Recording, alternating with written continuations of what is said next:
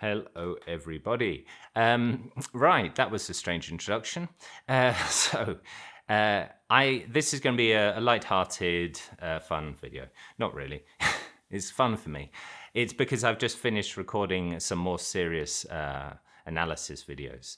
And this is just going to be kind of a bit of speculation, a bit of fun. You can comment, give your opinion. And it's about AI. Yes, I commented on AI a few videos ago and saying, oh, I'm sure it can help us. I wasn't really thinking, to be honest. And in some ways, I'm terrified. I'm an English teacher. And what will happen if they outsource teaching to AI? It'll happen eventually. Who knows? Anyway, so we've all got to be very, very afraid. Not really. Don't be afraid. It'll be okay. No, but what I wanted to look at is it can actually give us insight into our true nature. So the point now, there's all this stuff about whether AI will be conscious. I, of course, believe it won't. I'm along with Bernardo Kastrup, Sir Roger Penrose, Rupert Spira, Federico Faggin. They all say that AI will never become conscious, and I think so too. I think that consciousness is fundamental, and things exist in it, or well, they don't even exist; they appear in it. And so, something that appears in consciousness won't make the consciousness. So, there could, who knows?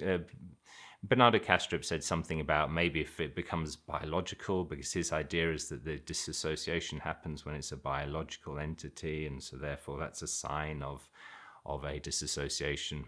It could happen, I don't know. But in general, no, I don't really think that's going to happen.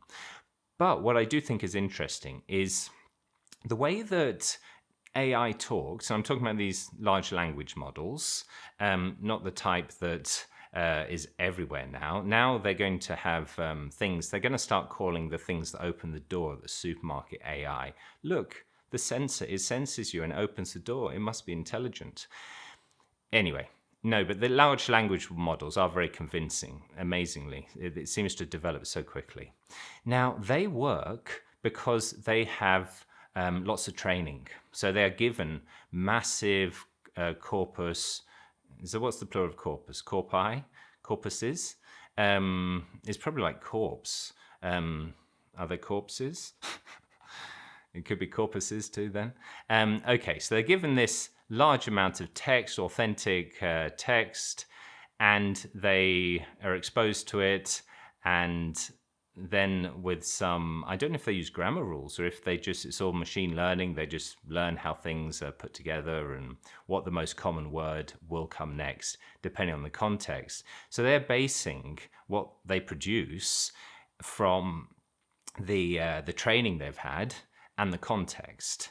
Now, the way I work, James here, I base what I produce that comes out of my mouth on basically not something too different. A lot of background. Where I'm born, the type of education we have in London in the 1980s, 1990s. My family, the friends I've had, my biological makeup, my level of capability, intellectually, all of these things, my certain character flaws and maybe, I don't know, the emotional aspects that may influence how things are said, all of that comes together with the context that I'm in to make me say things, These things are said because of all that. They're said because of that's what I am and that's what the universe is. So when James is talking and AI is talking, now from my point of view, I'm conscious and AI isn't. You can ask it. Now, but really, in Advaita Vedanta, we say that I'm not the body, I'm not the mind.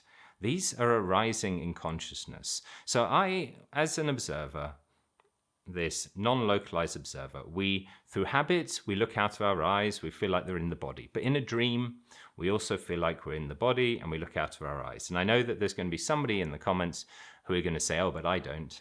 But then that's great, it's fine. But certainly for, I don't know, I'm not going to say most people, but for me, all the time, I'm looking out of my eyes in the dream.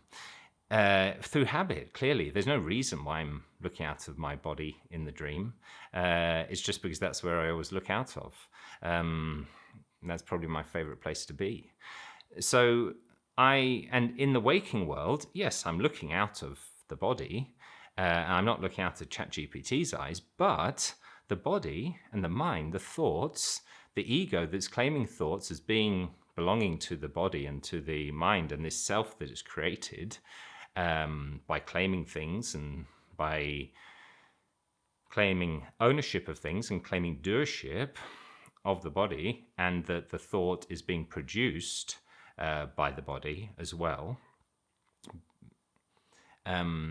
rather than from some sort of conditioning. Now that's arising, and ChatGPT's words are arising.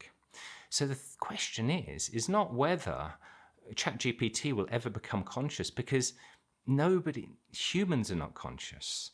The body and the mind, the thoughts are not conscious. They appear in consciousness. They are insentient. You observe them, or an emotion too.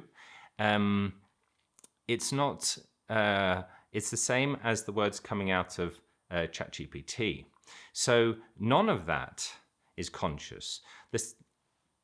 Humans are not conscious, because that's the whole idea of this whole non-duality struggle, is to try to realize that I am not the body, I'm not the mind. I am the dream. I am the awareness of everything, where everything arises. So I think when we look at consciousness, AI, I think we can see that it doesn't really matter. I am the consciousness in which everything arises. You are the consciousness in which everything arises. And yes, it feels like you're in your body and not in my body, but really you are everything. You are the whole dream.